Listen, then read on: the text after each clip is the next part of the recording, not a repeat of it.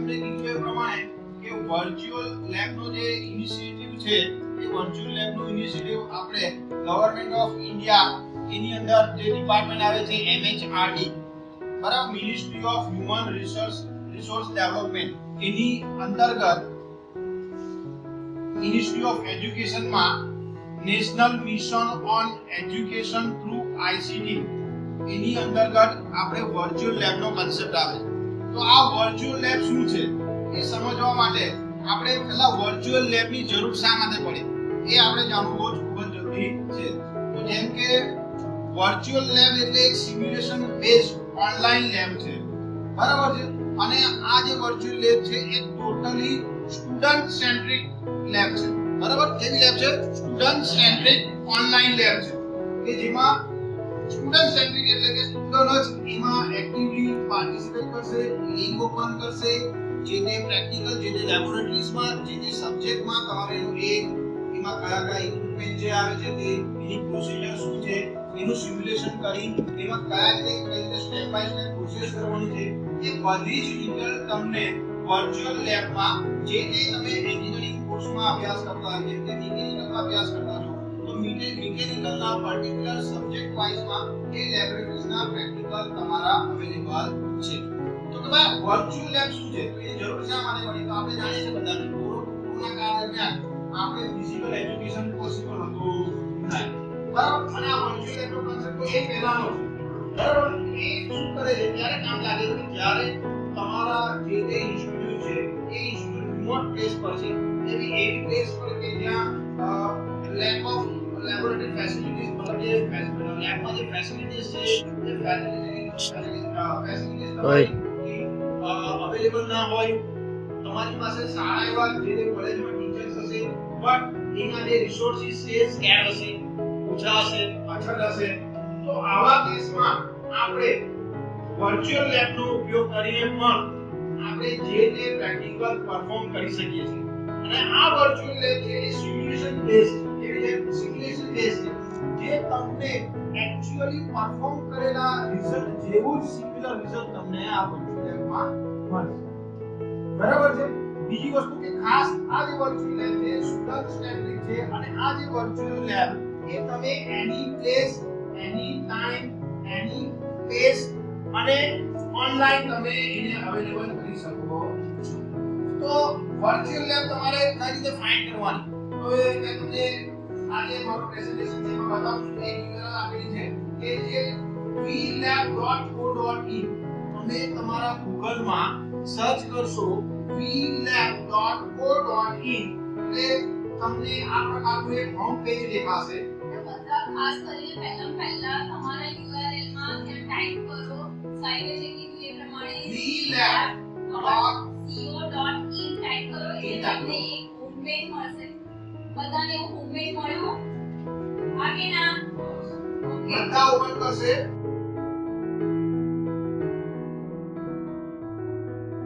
પ્રમાણે vlab.co.in type કરો એટલે તમને એક હોમ પેજ મળશે. બધાને હોમ પેજ મળ્યો આગે ના ઓકે બધા ઓપન કરશે vlab.co.in એની પર જવાનું છે તમારે અને એક આવું હોમ પેજ દેખાશે તમને સીધું ડાયરેક્ટ તમને એક આવું હોમ પેજ દેખાશે. એ હોમ પેજમાં તમારે નીચેની બાજુ સ્ક્રોલ કરવાનું છે.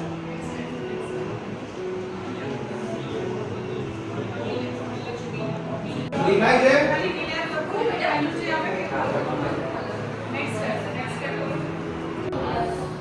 આ પ્રકારે મિકેનિકલમાં જોઈ તમે અહીંયા દેખાશે step by step 3D printing virtual simulation lab, dynamic of machine lab, પછી electronics and microscopic for beginners, FAT lab, instrumentation and control lab બરાબર છે.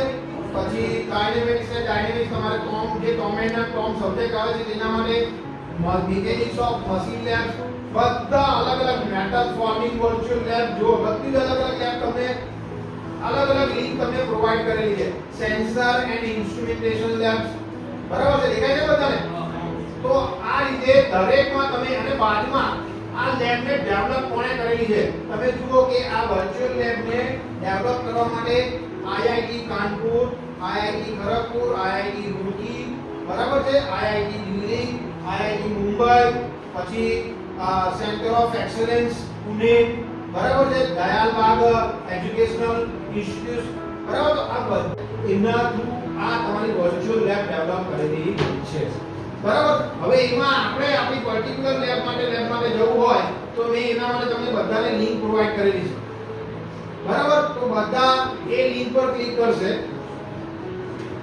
બરાબર છે. એ લિંક પર તમે ક્લિક કરશો એટલે આ પ્રકારનું ખુલશે. ફ્લોટિંગ કેરેજ માઇક્રોમીટર ની એક પ્રેક્ટિકલ જે આપણે પરફોર્મ કરવાના છે M&M સબ્જેક્ટ માટે, તો એમાં ફ્લોટિંગ કેરેજ માઇક્રોમીટર આવશે. આ પ્રમાણેની લિંક આવશે તમારે. બધા ઓપન કરજો.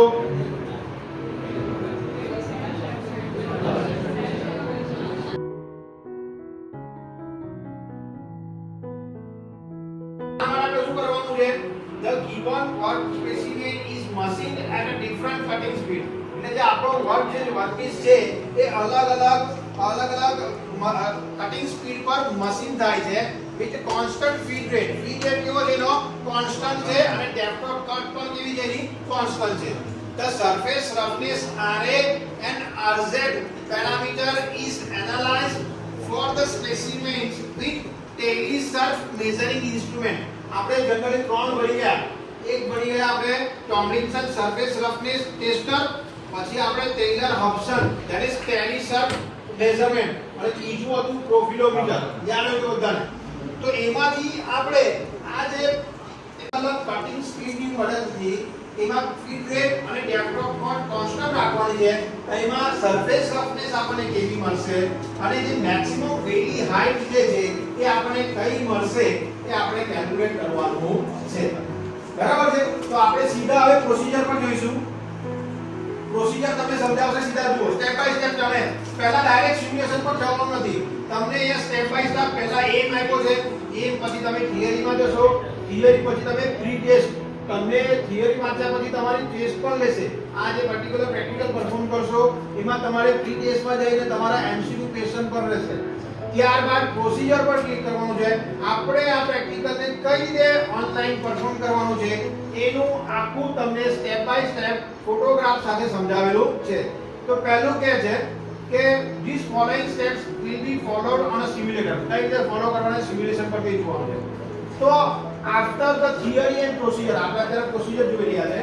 Click on the simulation button. તમારે શું કરવાનું છે? સિમ્યુલેશન બટન પર ક્લિક કરવાનું નથી, પણ તમને સ્ટેપ બાય સ્ટેપ સમજાવું છું કે આફ્ટર કરવાનું છે જે તમને લેફ્ટ સાઈડમાં આપેલું છે લાસ્ટ થી થર્ડ માં, બરાબર. Use is landed and new page is shown below. એટલે તમને આવું નીચે પેજ દેખાશે, બરાબર.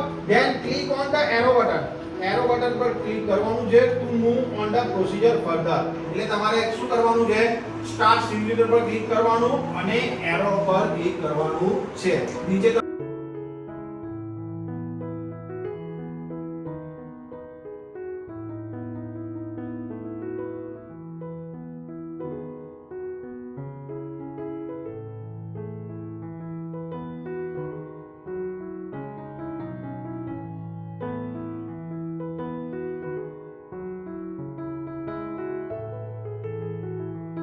લખીને આવશે સ્ટેપ 1 આવશે. તો એ સ્ટેપ 1 માં આપણે શું કરવાનું છે? તો કે ભાઈ ડ્રેગ ધ ડ્રાઇવિંગ યુનિટ. શું છે? ડ્રાઇવિંગ યુનિટ ને ડ્રેગ કરવાનું છે વર્કપીસ અને place it on the surface table, then click to verify button. આમાં શું કરવાનું છે? તમને આ દેખાય છે બધાને? આ સરફેસ પ્લેટ આપેલી છે. આ તમારું ડ્રાઇવિંગ યુનિટ છે અને આ તમારો વર્કપીસ છે. તો ડ્રાઇવિંગ યુનિટ ને અને વર્કપીસ ને ડ્રેગ કરીને અહીંયા તમારે સરફેસ પ્લેટ પર મૂકવાના છે.